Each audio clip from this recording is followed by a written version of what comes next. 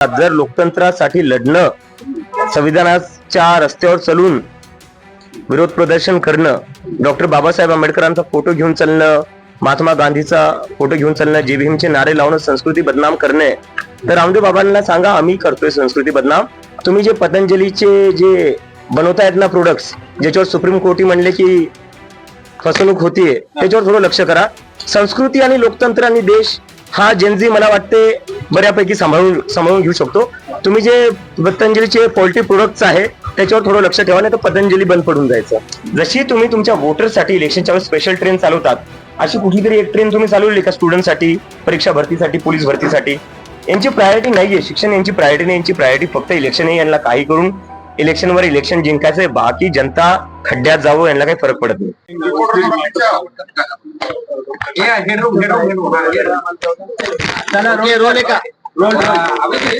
रामदेव बाबा असं म्हणाले की त्या आंदोलनानं जयंतीनं संस्कृतीला बदनाम केलेला आहे.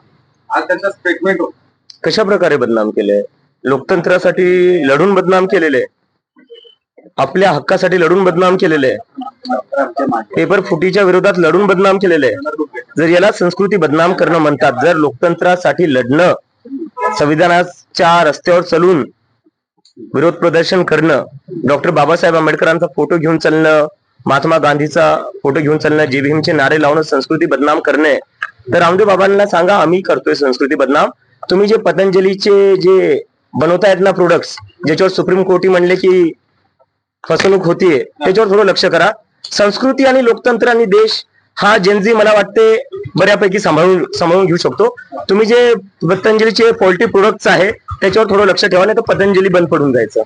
दुसरा एक विषय आलेला आहे की सीजेपी आणि संयुक्त किसान मोर्चा पुढच्या काळात सरकार विरोधात आक्रमक होतील असं झालं. काल सीजेपी आणि तुमची टीम आणि संयुक्त किसान मोर्चाचे काही सदस्य एकमेकांशी राकेश टिकेत यांच्याशी भेट घेऊन या सगळ्या मुद्द्यांवर चर्चा केली होती की प्रश्न कशी पुढे घेऊन जाईल.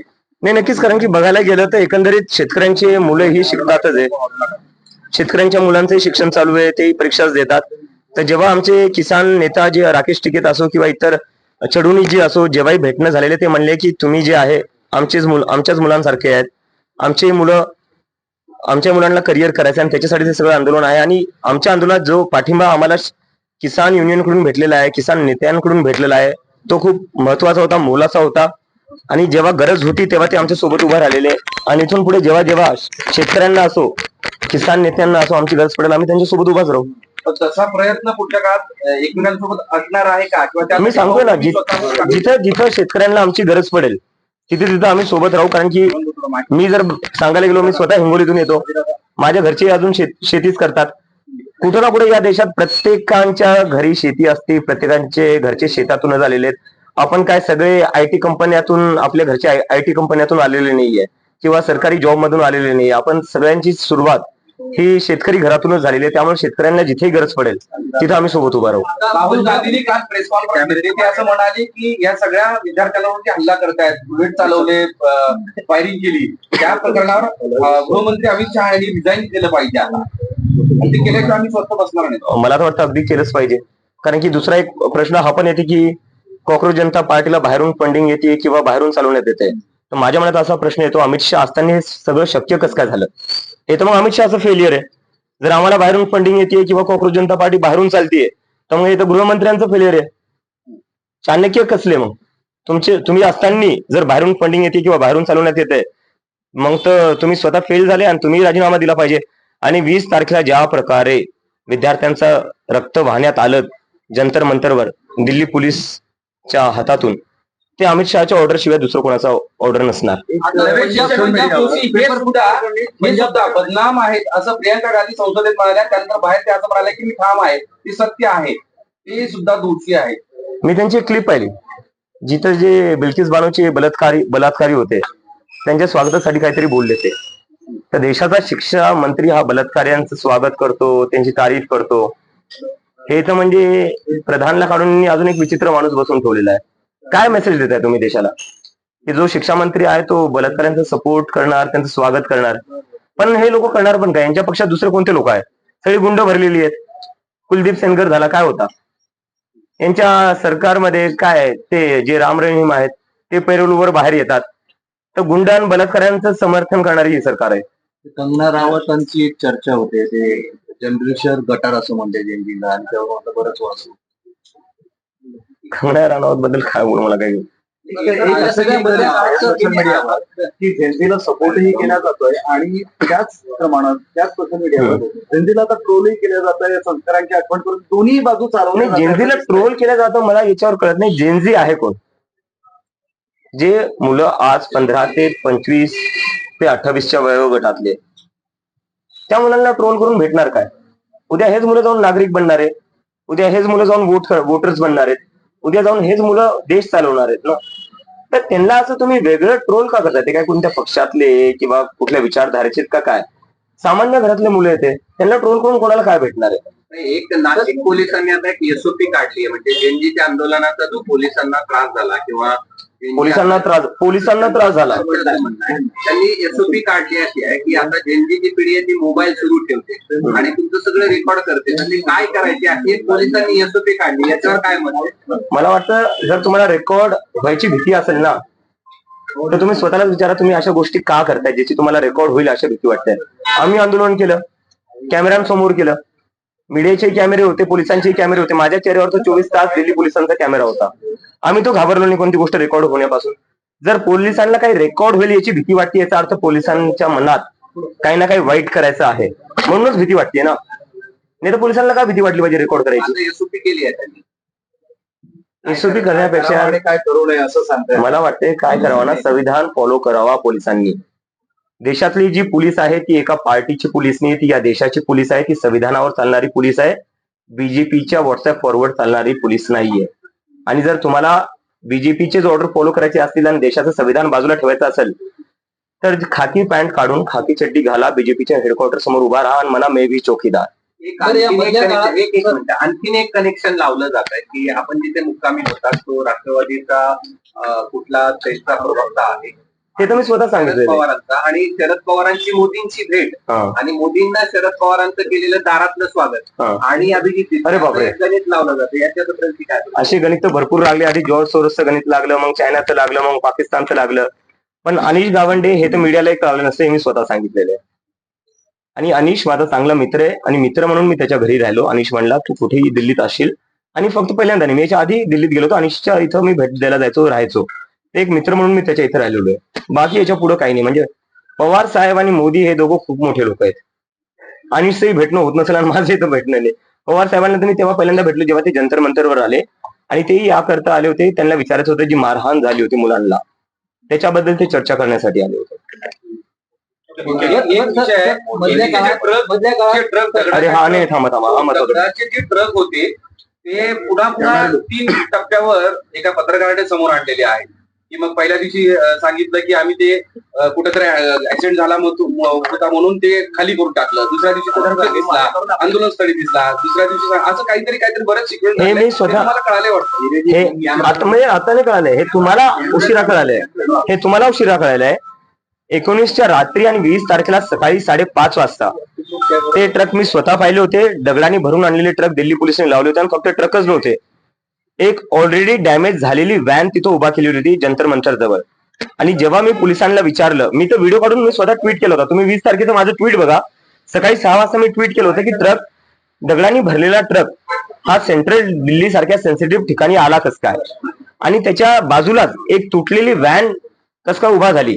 तेव्हा तर आमचा मार्चही सुरू झालेला नव्हता. तर पोलिसांनी हे आधीच प्लॅनिंग केलं होतं की एक दगडांनी भरून ट्रक आणून ठेवायचा, एक आधीच फुटलेली व्हॅन उभा करायची, म्हणजे दुसऱ्या दिवशी सांगता येईल विद्यार्थ्यांनी दगडफेक केली. दगडफेकचं हे पूर्ण जे प्लॅनिंग होतं हे ऑर्केस्ट्रेट पूर्ण दिल्ली पोलिसांनी केले. आणि मला याची आशंका जेव्हा होती तेव्हा मी स्वतः डीसीपीला जाऊन भेटलो आणि मी डीसीपीला विचारला, हा दगडांनी भरलेला ट्रक इथं आला कस काय? डीसीपी म्हणता, अरे अभिजित तुम्ही काही विचार करताय, हा एमसीडीचा ट्रक आहे, बांधकाम जे चालू होतं हा त्याचा सगळा तो डेब्रिस त्याच आहे म्हणे, बांधकाम जे चालू आहे. मी म्हणलं तुम्ही दुसरं कोणाला येड्यात काढा, आम्हाला येड्यात काढू नका. आम्हाला माहिती आहे पोलीस कशा प्रकारे अमित शहाची ऑर्डर फॉलो करते आणि कशा प्रकारे आधीच दगडांनी भरलेले ट्रक उभा करते, एक तुटलेली गाडी उभा करते आणि नंतर बीजेपीचे गुंडे येतात, तेच दगड घेऊन बीजेपीचेच गुंडे पोलिसांवर फेकतात. आणि नंतर एकंदरीत असं सांगायचं होतं की जे लोक विरोध प्रदर्शन करत होते, जे लोक आंदोलन करत होते त्यांनी दगडफेक केली.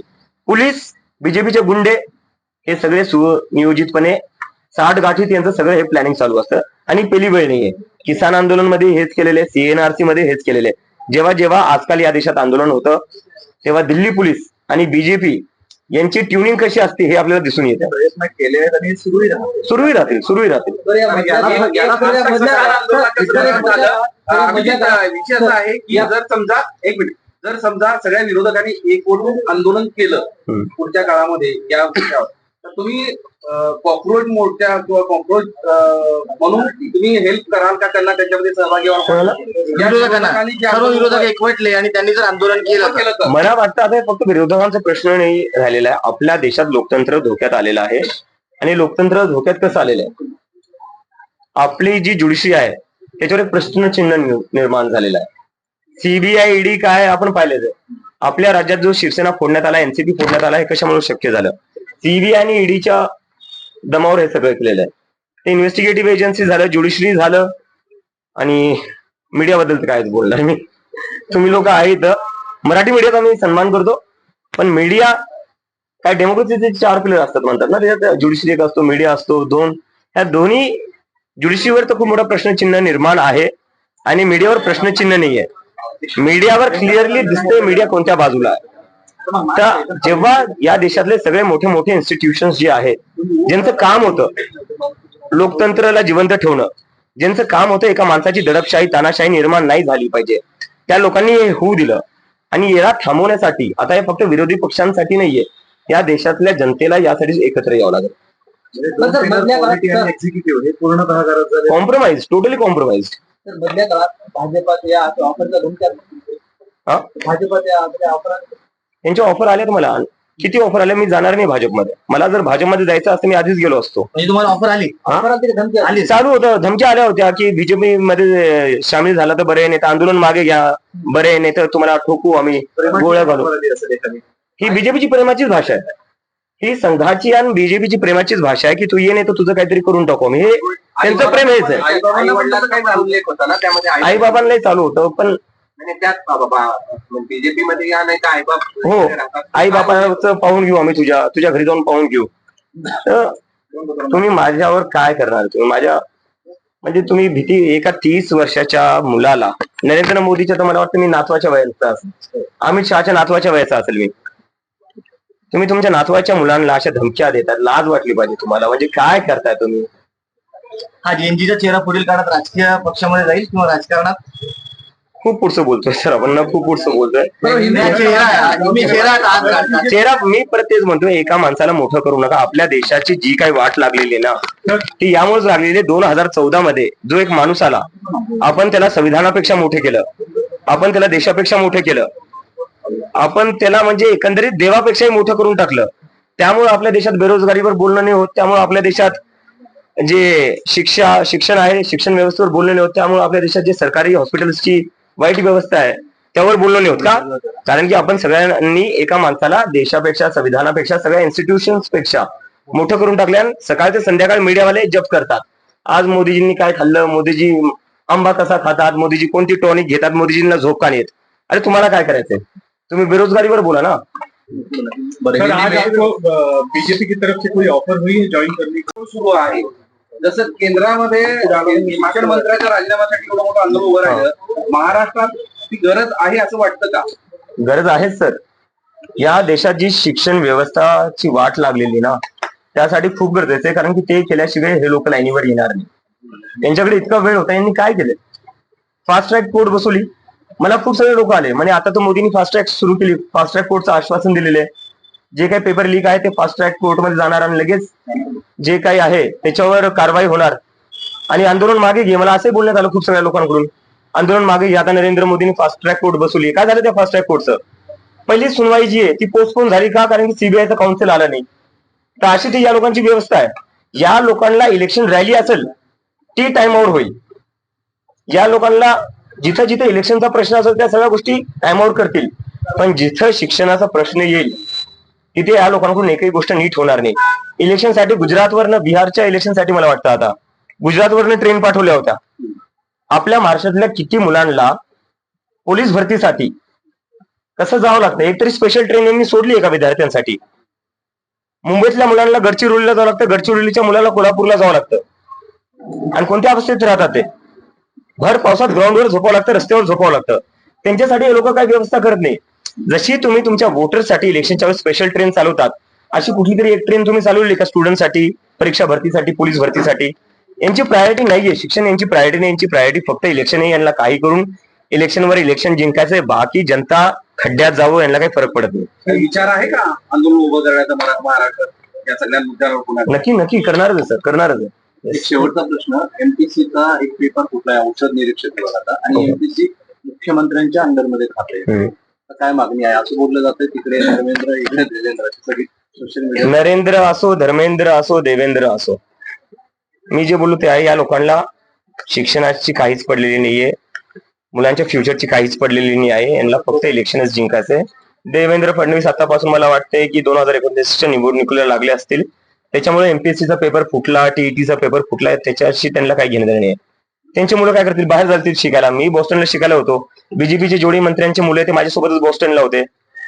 मुख्यमंत्र्यांची मुलं तिकडे जातील, ते थोडी ना टीईटीचा पेपर देतील. ते मुख्यमंत्र्यांचे किंवा यांचे जेवढे मंत्री त्यांचे मुलं थोडी ना पोलीस भरतीला जातील.